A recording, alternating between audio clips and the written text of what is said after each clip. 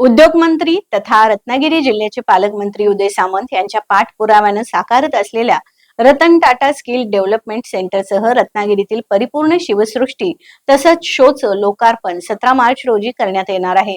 उपमुख्यमंत्री अजित पवार यांच्या उपस्थितीत हे कार्यक्रम होणार असल्याची माहिती पालकमंत्री उदय सामंत यांनी दिली आहे। शहरानजीकच्या चंपक मैदानात Ratan Tata skill development centre उभारण्यात येणार आहे। या कामाचं भूमिपूजन उपमुख्यमंत्री अजित पवार यांच्या हस्ते 17 मार्चला दुपारी 4 वाजता करण्यात येणार आहे। कार्यक्रमाला अभियांत्रिकीचे शिक्षण घेणारे जवळपास 3000 विद्यार्थी उपस्थित राहणार आहेत। अभियांत्रिकी शिक्षण पश्चात कोणत्या प्रकारचे कौशल्य प्राप्त करावयाचं सादरीकरण दिलं जाणार आहे। या कार्यक्रमासह भगवती किल्ल्यावर याआधी शिवसृष्टी टप्पा क्रमांक 1 खुला करण्यात आला। मागील वर्षी नवरात्रोत्सवादरम्यान पहिल्या टप्प्यातील शिवसृष्टी खुली करण्यात आली आहे। आता 17 मार्च रोजी परिपूर्ण शिवसृष्टीचा टप्पा क्रमांक 2 अंतर्गत लोकार्पण करण्यात येणार आहे।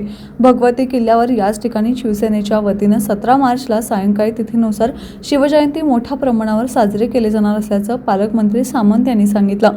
उपमुख्यमंत्री अजित पवार यांच्या उपस्थितीत होणाऱ्या तिसऱ्या कार्यक्रमात शहरातील थिबा पॅलेस इथं सुरू करण्यात येणाऱ्या 3D मल्टीमीडिया शोचं लोकार्पण रात्री 8 वाजता होईल।